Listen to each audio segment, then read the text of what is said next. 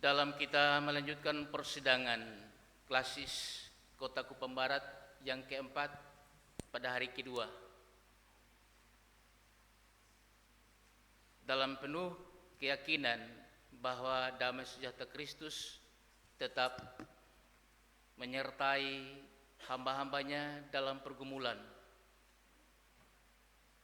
terhadap gerejanya pada masa kini dan seterusnya. Dan karena itu saya menyampaikan kepada kita Shalom. Tentu kita merasa lelah, capek, tetapi juga rasa capek dan lelah kita terkadang belum membuat kita jerah dan puas. Oleh karena apa? Oleh karena ada yang masih dalam hatinya, saya belum puas dengan persekutuan atau persidangan kita hari ini. Saya punya pikiran seperti maksudnya begini, tapi ternyata yang kita sepakati seperti ini.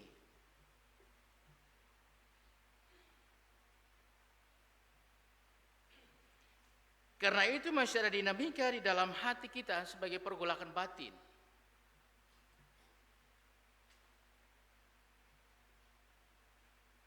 Dan itulah tanda dari setiap mereka yang dipanggil Tuhan untuk bergumul dan berjuang. Tidak salah. Karena pergumulan terhadap gereja Tuhan tidak pernah berakhir. Sepanjang Tuhan masih perkenankan gerejanya hadir dan hidup di dalam dunia. Apa sebabnya? Kita pahami bahwa gereja itu adalah tubuh Kristus dan Kristus adalah kepala. Tetapi tidak serta-merta dengan itu bahwa ketika gereja hadir lalu dia bebas dari berbagai tantangan dan hambatan pergumulan. Tidak pernah. Malah justru ketika gereja semakin eksis, semakin banyak dan besar tantangan itu untuk dihadapi. Tapi Tuhan berjanji, berbahagialah mereka yang telah bertahan sampai akhirnya. Bagaimana bertahan Bapak Mama sekalian, saudara-saudaraku yang dikasihi Tuhan? Bagaimana ia mampu untuk berhadapan dengan tantangan dan cobaan yang berat itu?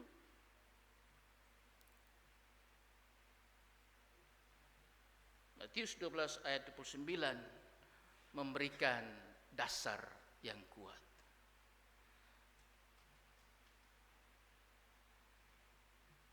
Bahwa sebagai abdi-abdi Allah, sebagai hamba-hamba Allah, sebagai pengikut-pengikut Kristus, ia harus memikul tanggung jawab siapapun dia. Tetapi tanggung jawab itu diberikan bukan oleh siapa-siapa. Tanggung jawab itu diberikan oleh Kristus.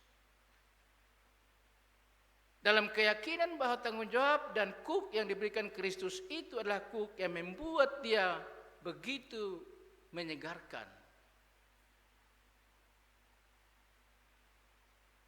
Sekalipun sulit, sekalipun berat, sekalipun sakit, tapi ada penyegaran tertentu. Dan hal itu hanya bisa terjadi bagi mereka yang sementara memikul itu dan belajar kepada Kristus.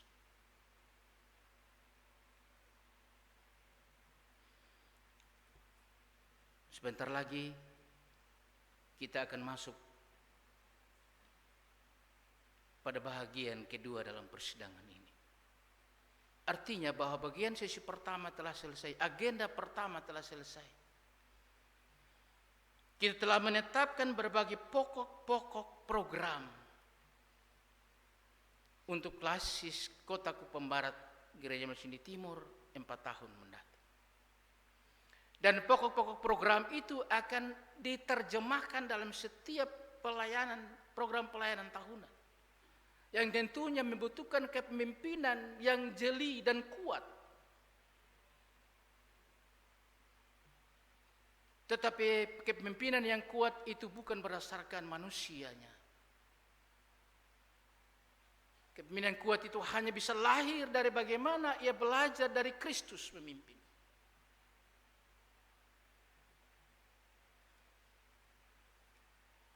Karena itu di agenda yang kedua, saudara-saudaraku, kita akan masuk dalam sebuah pergumulan yang sekalipun dalam kacamata gereja, kacamata iman kita bilang Tuhan yang mengatur, tapi jangan lupa bahwa terkadang manusia masih ada di dalamnya.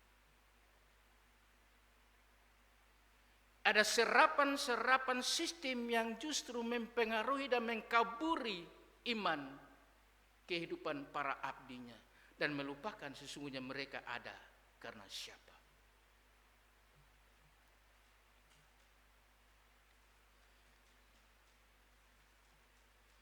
Di samping di luar sana, tantangan yang menghimpit dan mengganjal seluruh pelayanan Gemit itu masih sangat kompleks.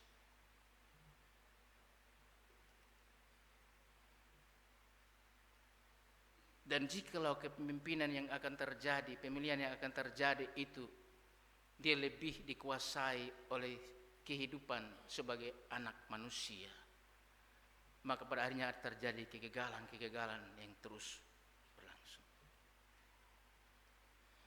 Karena itu, Bapak Mama, saudara-saudaraku, sahabat-sahabatku sepelayanan yang dikasihi dalam Yesus Kristus, ada beberapa hal yang saya catat untuk kita dapat berefleksi bersama-sama tentang seni memimpin berdasarkan firman Tuhan tadi. Saya mengatakan Bapak Mama sekalian bahwa kepemimpinan yang terjadi ini adalah kepemimpinan terhadap pemimpin-pemimpin.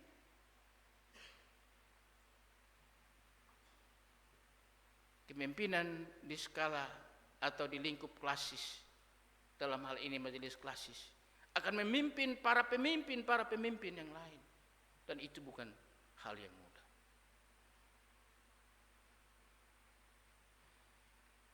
Karena itu jelas dan pantas kalau Yesus memberi contoh bagi mereka yang telah dipilih.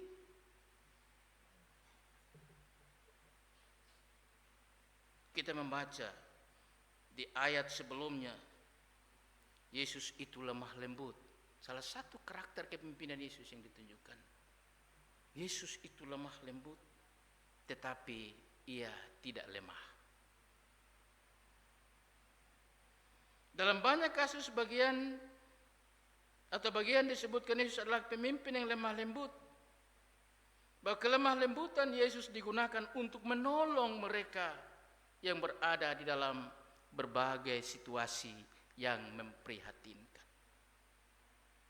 Ini yang tadi saya katakan, ketika kepemimpinan kita didominasi oleh kemanusiaan kita, maka segi ini akan dilupakan. Keprihatinan kita, empati kita akan dilupakan. Yesus tidak seperti itu.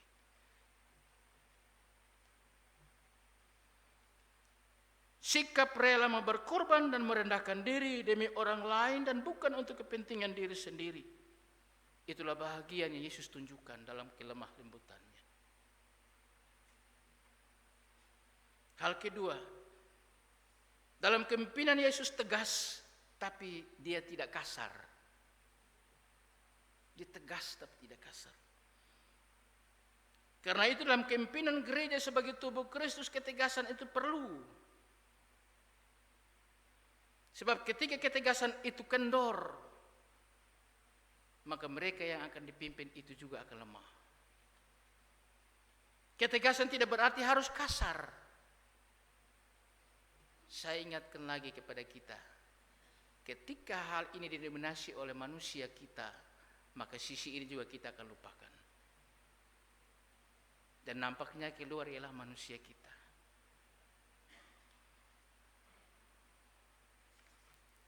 Yang ketiga, dalam kepemimpinan Yesus kita melihat rileks, tetapi dia sonde santai. Dia rileks sekali. Artinya bahwa dalam situasi rileksnya itu semua sahabat, semua mereka yang dipimpinnya begitu segar. Dalam kesulitan apapun mereka memperoleh kesegaran, kenyamanan. Tetapi kesegaran, kenyamanan, rileks itu pasti. Apa yang ditujukan oleh Yesus pasti akan tercapai. Karena ia tidak santai. Rileks akan membuat orang yang ada di sekitarnya merasa aman dan nyaman bersama. Mereka tidak merasa seperti orang yang bersalah yang sedang diperhadapkan kepada hakim yang siap menjatuhkan vonis.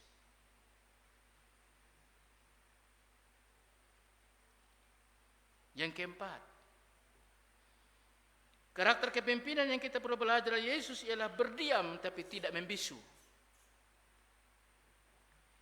Dalam banyak hal peristiwa yang sering memojokkan diri Yesus, ia memilih untuk diam. Kenapa ia diam? Pertama, karena hal itu sering diterapkannya bila tidak begitu penting atau persoalan itu tidak begitu penting dan tidak bermanfaat. Yesus memilih diam. Ataupun bisa saja situasi tersebut sudah pernah ditanggapi, namun diulang-ulang diminta untuk ulang-ulang dijelaskan lagi.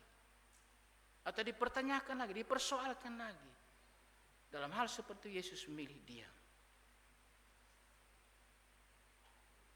Hal yang kedua, bahwa Yesus memilih sikap diam karena Yesus tahu diam adalah jawabannya.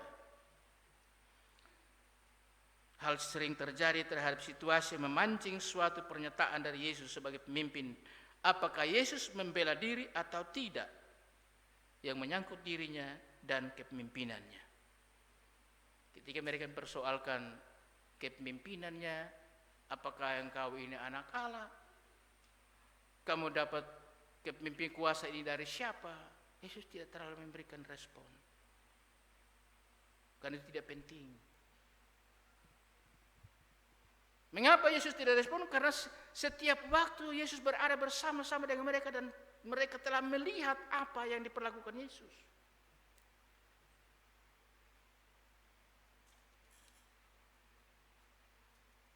Yang berikut, Yesus memilih sikap diam tetapi tidak membisu karena pertanyaan itu hanya untuk mencobai atau untuk mencari sesuatu yang dapat dipakai untuk mempersalahkan dirinya.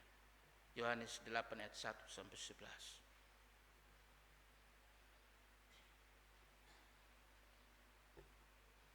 Hal yang kelima, berotoritas tetapi tidak otoriter. Ini salah satu karakter kepemimpinan Yesus. Tidak ada kepemimpinan tanpa wewenang. Bila seseorang pemimpin sudah kehilangan wewenang, ia tidak layak lagi untuk memimpin. Sebab kewenangan adalah suatu kuasa yang diabsahkan oleh suatu organisasi kepada seorang, sehingga orang tersebut mempunyai hak untuk memimpin. Tetapi ketika kepemimpinan itu dia berlaku secara otoriter, maka tujuan dan manfaat kepemimpinannya tidak akan terjadi. Tidak bermanfaat bagi mereka yang dipimpin. Atau bisa saja mereka dapat mengikutinya, tapi hanya dari luar, dari dalamnya tidak. Dan istilah kita menunggu bom waktu. Ketika hal itu sudah terjebak di dalam dan tidak bisa keluar lagi, ada saat tertentu di mana dia akan bangkit untuk melawan. Ada banyak lagi karakter Yesus yang menjadi contoh kepemimpinan gemit dan di klasis kita yang tercinta ini. Karena itu Bapak-Bapak sekalian, di dalam kehidupan atau dalam sesi berikut dalam pemilihan majelis klasis, ada beberapa hal yang perlu untuk dicatat. Tantangan kimia yang begitu kompleks Bapak Mama sekalian membutuhkan orang yang betul-betul memiliki integritas yang kuat. Ia sanggup untuk memimpin di dalam dan menghadapi kompleksitas tantangan di atas. Agar supaya gereja tetap menjadi gereja yang setia mengemban misinya.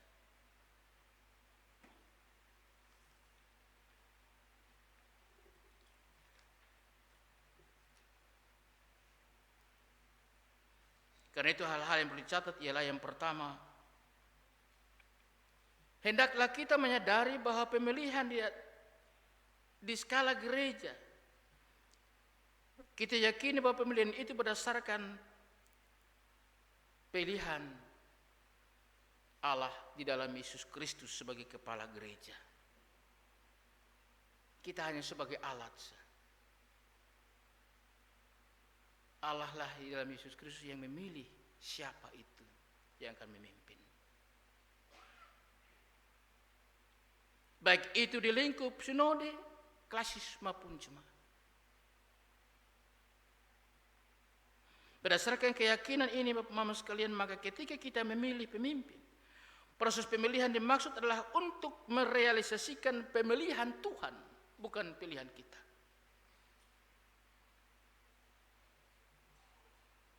Dengan memilih orang yang Tuhan pilih untuk memimpin gerejanya.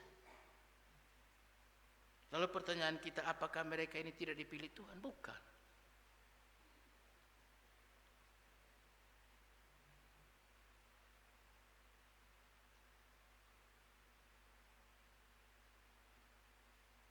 Memilih mereka yang dipilih Tuhan itu untuk merealisasikan pemerintahan Tuhan atas gerejanya. Sekaligus memampukan gerejanya untuk melayani dan melaksanakan amanat kerasulan kepada dunia.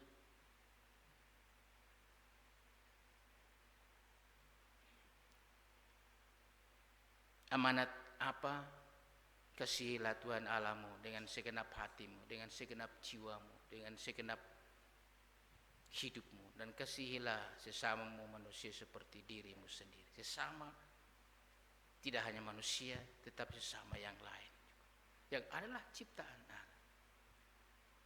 Hal kedua, tantangan demikian yang kompleks ini Bapak Mama sekalian menuntut bahwa pemimpin gemit di semua lingkup yang akan mengemban tugas sebagai majelis harian, entah itu majelis klasis, sinode ataupun jemaat, adalah mereka yang memiliki spiritualitas, pengetahuan dan pengalaman yang memadai.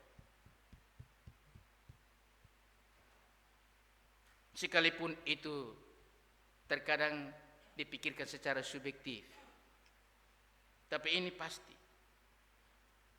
suatu kombinasi yang membentuk kematangan berpikir, bertindak, mengambil keputusan dan berelasi pastoral. Dengan spiritualitas dan pengetahuan yang memadai, maka pengalaman akan terus direfleksikan untuk memperkaya dan mengarahkan pelaksanaan tugas pelayanan dan kepemimpinan atas gereja Yesus Kristus.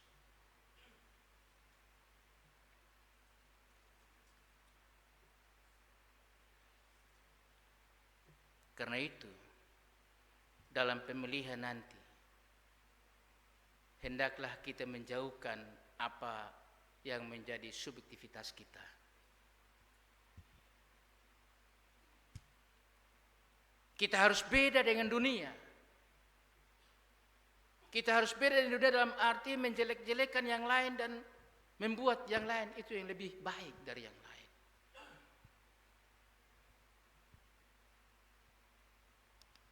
Tugas gereja dalam pemilihan itu ialah hubungannya dia dengan Tuhan sebagai pemberi, pemilik gereja yang akan memilih. Bukan kita pergi mencari suara di sini, suara di sini, suara di sana. Tidak. Kalau kita melakukan hal seperti itu, maka kita mengabaikan prinsip bahwa Kristus adalah kepala gereja. Kalau kita mengatakan harus pilih saya dan pilih saya, maka itu berarti kita mengabaikan bahwa Tuhan menciptakan semua sama. Memiliki hakikat yang sama sebagai anak-anak Allah. Karena itu kita harus hati-hati di sini. Sebab jika hal itu terjadi Bapak Mama sekalian, dan ternyata realisasinya tidak seperti yang kita inginkan, bisa saja pada pelaksanaan pelayanan ke depan akan ada bentrok secara internal. Dan gereja mau dibawa kemana?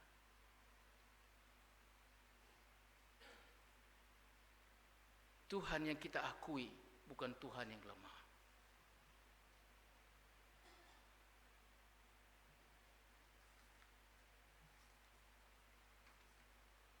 Dengan demikian, saudara-saudaraku yang dikasihi dan yang diberkati Tuhan,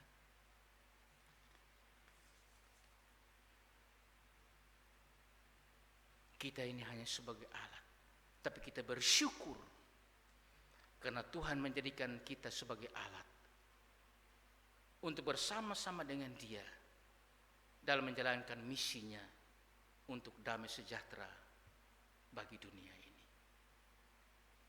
Kalau kita berpikir, siapa kotong ini sih? Siapa saya ini? Saya tidak layak sama sekali. Tidak bisa sama sekali karena saya berdosa. Dosa hanya setitik saja sudah mengelabui dan menghapuskan segala kebaikan. Tapi Tuhan bilang tidak, aku telah memilih kamu. Dan itu otoritasku. Apapun yang engkau lakukan dalam kelemahan pun aku siap untuk melepaskanmu. Karena aku mau supaya namaku dipermuliakan di dalam dunia melalui kamu. Hanya saya mengucapkan selamat bersidang dan selamat melakukan pemilihan. Kiranya otoritas Kristus yang adalah kepala gereja menyelubungi persekutuan ini dan pemilihan ini terjadi atas kehendak Tuhan. Tuhan memberkati kita dengan refleksi firman ini. Amin.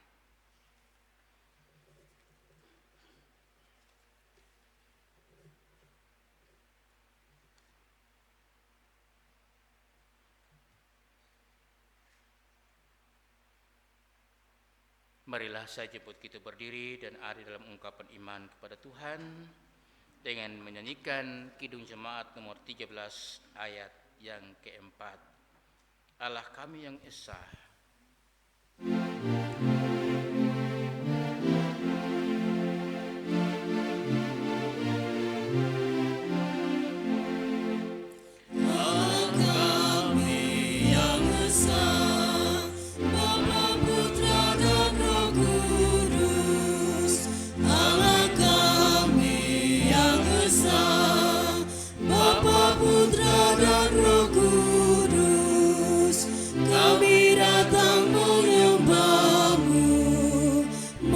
Masyurkan kuasa-Mu, puji syukur kepadamu. Silakan duduk kembali. Mari kita berdoa.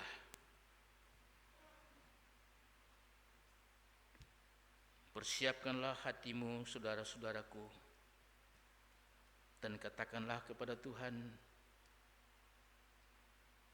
sucikanlah aku ya Tuhan dari hatiku, agar supaya hanya kemurnian-Mu yang ada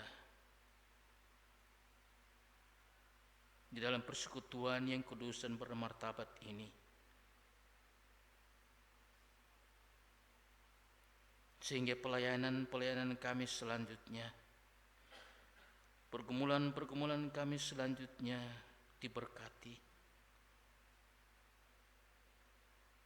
dan nama-Mu dipermuliakan di dalam diri kami sebagai abdi-abdi-Mu. Kiranya perayaan perjamuan kudus ini membawa sukacita dan hidup baru kepada kita semua, di dalam nama Yesus Kristus. Amin.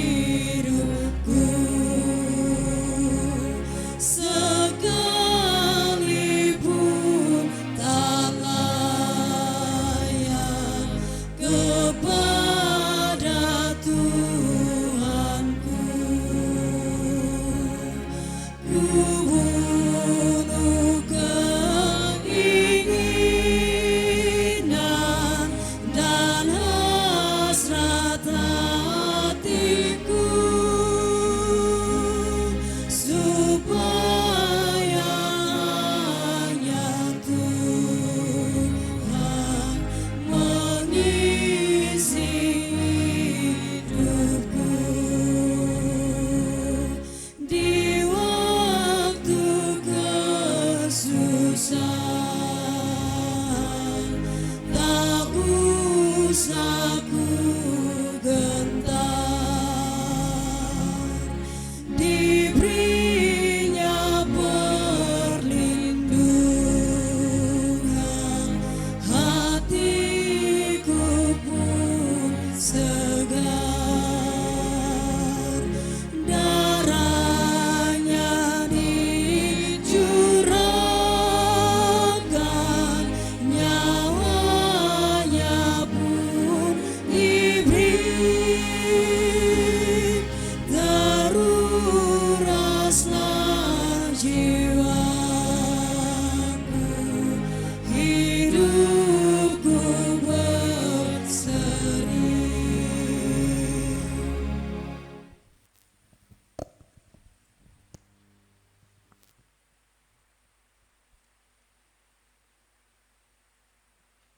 Roti yang telah kami pecah-pecahkan dan anggur yang telah kami tumpahkan ini menunjukkan kepada kita tentang tubuh dan darah Kristus yang pecah dan tercurah di atas kayu salib karena dosa kita.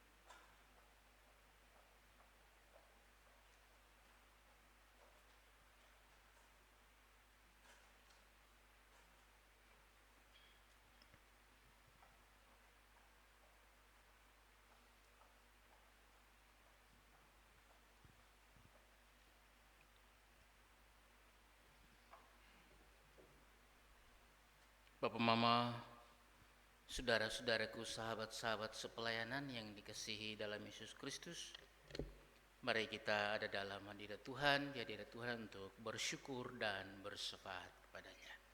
Kita berdoa. Kami tahu ya Allah, bahwa Engkau telah melayakkan kami untuk menyapamu sebagai Bapa dan Tuhan kami. Karena itu, kami tidak segan-segan menyebut Engkau sebagai Bapa. Karena dengan demikian, kami memiliki status sebagai anak-anak-Mu yang hanya menaruh harap dan tergantung kepadamu dalam segala hal. Ketika kami berada di sini, ya Tuhan, sebagai anak-anak-Mu, tetapi juga sebagai hamba-hamba-Mu, sebagai abdi-abdi-Mu, kami tahu bahwa kami bukan siapa-siapa. Tetapi Engkaulah yang melayakkan kami supaya kami berada seperti ini. Dan karena itu, taruhlah Roh-Mu di dalam hati kami ya Tuhan, agar supaya kami selalu menaruh pengharapan dan tergantung kepadamu, kepada otoritas-Mu dalam segala bentuk kehidupan dan pelayanan gereja-Mu. Sebab jikalau kami melakukannya di luar daripada Engkau, maka kami membuat Engkau menjadi pendusta terhadap segala hal yang Engkau katakan kepada kami.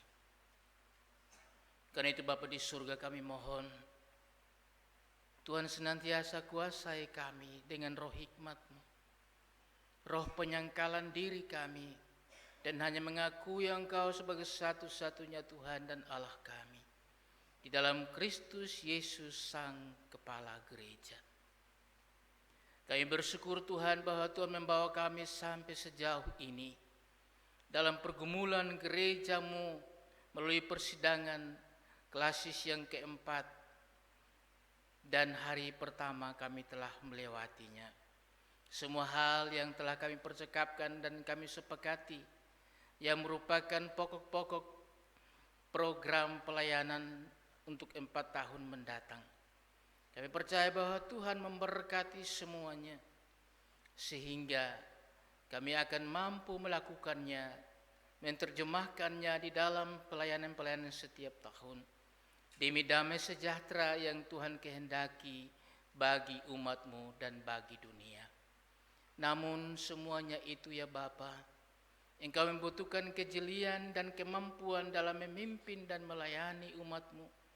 Karena itu di hari yang kedua ini kami akan melaluinya dengan pemilihan para abdi-Mu yang akan memimpin para pemimpin di gereja-Mu di lingkup klasis ini untuk melaksanakan pelayanan. Kami percaya bahwa siapapun mereka yang telah Tuhan rancang, Engkau telah memilih mereka, dan hari ini akan tertuang di dalam pemilihan melalui persidangan hari kedua. Kami percaya Bapa bahwa otoritas-Mu terus bekerja, sehingga apa yang akan kami lakukan nanti betul-betul bukan oleh karena kemauan kami manusia, bukan karena egoisme kami, tapi terus kami mengandalkan Allah dalam Kristus Yesus yang telah memilih dan menentukan. Karena itu siapapun yang akan terpilih dalam MKH dan seluruh majelis klasis Kota Kupang Barat di periode ini, kami yakin bahwa itulah yang Tuhan pilih. Karena itu Tuhan, bawalah kami untuk menjauhkan diri daripada segala hal yang subjektif dari diri kami sebagai manusia, dan biarlah hanya Tuhanlah yang dapat bekerja melalui anak-anak-Mu. Kami yakin bahwa persidangan 2 hari ini akan menghasilkan pikiran-pikiran Tuhan dan rancangan Allah yang akan disepakati dan dilaksanakan oleh para abdi-Mu menurut kehendak-Mu ya Tuhan. Terima kasih Bapa, ketika Engkau melihat milik-milik-Mu menuju altar dan meletakkan natsar perjanjian mereka, bahwa mereka akan melakukan apa yang Tuhan mau pada hari ini, hari kemarin dan hari ini dan seterusnya. Memberkati ya Tuhan, baik itu bersifat persembahan natsar maupun persembahan kolekte, sehingga semuanya menjadi saksi pelayanan-Mu bagi gereja-Mu di tengah-tengah dunia ini, sehingga nama-Mu terus dipermuliakan. Terima kasih Bapa di dalam surga. Akhir daripada seluruh perjumpaan kami dalam persidangan ini, kami akan juga kembali di dalam sukacita-Mu, sehingga kami boleh terus bergumul, berjuang bersama-sama dalam melaksanakan pelayanan Tuhan oleh keputusan-keputusan yang telah kami sepakati dalam persidangan klasis 2 hari ini. Terima kasih Bapa di dalam surga. Lebih daripada itu, kami mohon pengampunan-Mu atas segala dosa dan kesalahan kami, segala aib kami yang menghambat dan meracuni segala kekudusan-Mu di tempat ini dan seterusnya dalam pelayanan-Mu, agar supaya dengan demikian kami terus maju untuk menjadikan damai sejahtera sebagai wujud daripada kehendak Bapa terhadap dunia, terkhusus di klasis Kota Kupang Barat di mana kami diutus. Terima kasih Bapa di surga, ini doa dan sembah syukur kami. Terimalah dan sambut doa kami Bapa. Hanya di dalam nama Tuhan kami Yesus Kristus, penjawab doa yang sempurna itu, kami bersyukur dan berterima kasih kepada Bapa di surga. Amin. Kita menyanyikan NKB nomor 213 sambil berdiri, setelah itu kita menerima berkat Tuhan.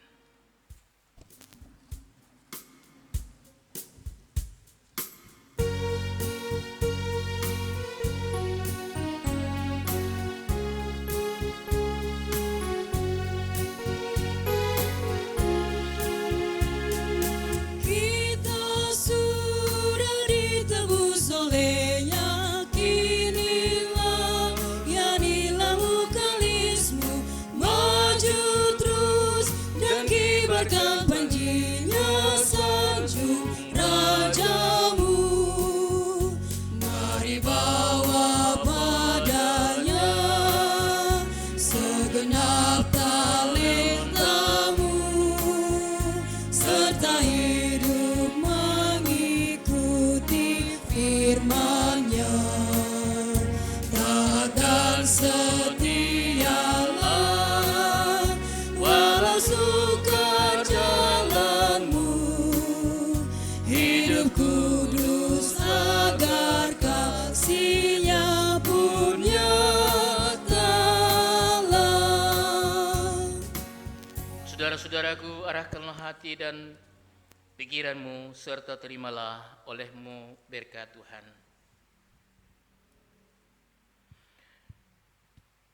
Anugerah dan selamat dari Allah Bapa, kasih Yesus Kristus yang memberkati, Roh Kudus yang menuntun kepada kebenaran yang berlangsung kini dan selamanya. Amin.